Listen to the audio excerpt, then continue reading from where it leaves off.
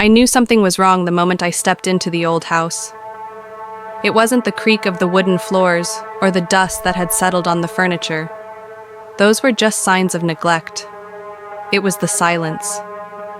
It wasn't peaceful, like the kind you expect when no one's around. It was thick, like it was waiting for something to happen. I had always thought it would be an adventure, getting the keys to this house.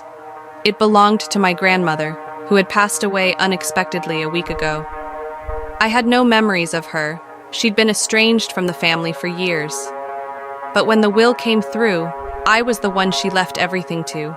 The house, the car, the savings.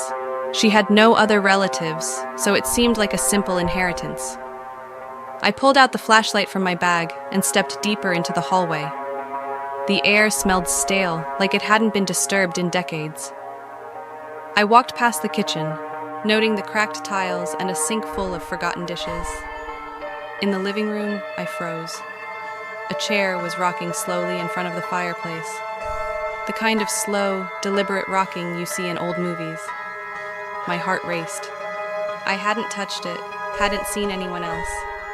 I leaned against the wall, staring at the chair, but it didn't move again. I told myself it was nothing. The house was old. Things shift, right? I moved toward the stairs. The floorboards groaned beneath my weight, the sound echoing up the narrow hallway. Halfway up, I froze again. There was a faint whisper, a sound so soft I almost thought it was my imagination. Help! I shook my head. It was probably the wind or maybe the house settling, but then I heard it again, clearer this time. Help me! I turned and ran back down the stairs, my feet slamming against the wooden steps. My breath was short, my mind scrambling to make sense of what was happening.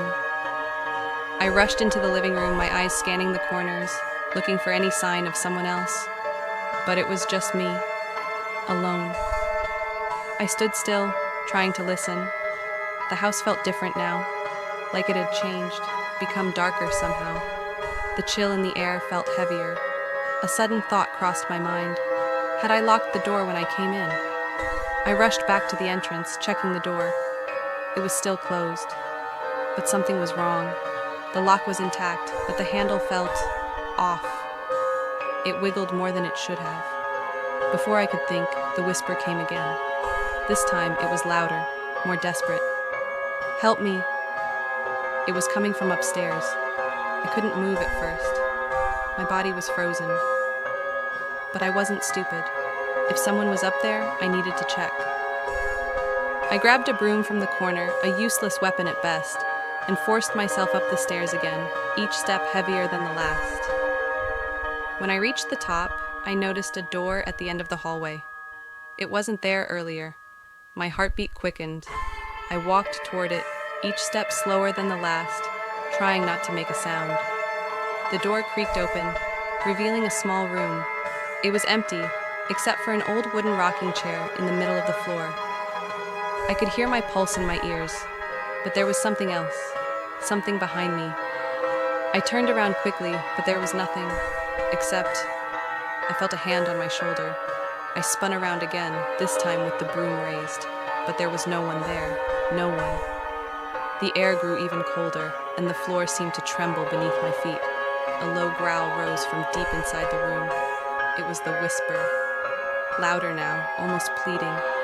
Help me. I couldn't breathe. I had to get out of this place. My legs gave out beneath me, and I stumbled backward, knocking over something on the floor. It was a mirror. It shattered as it hit the ground, sending shards everywhere. But I didn't look down. I couldn't. Not when I heard it. The low voice, now directly behind me. Help me.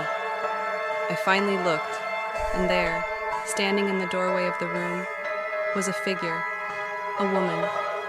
She was tall, pale, her face hidden by tangled hair.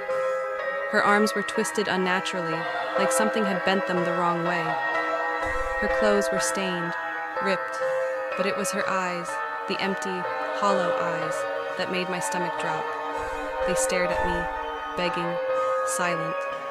Without thinking, I bolted for the stairs, almost tripping over myself in the panic. The growling grew louder, more frantic. As I reached the bottom, I heard the sound of feet dragging across the floor. I made it outside, the fresh air filling my lungs like a rush of relief.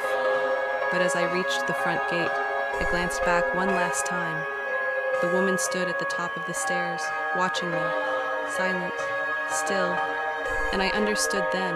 I wasn't the first to feel it. I wasn't the first to hear the whispers.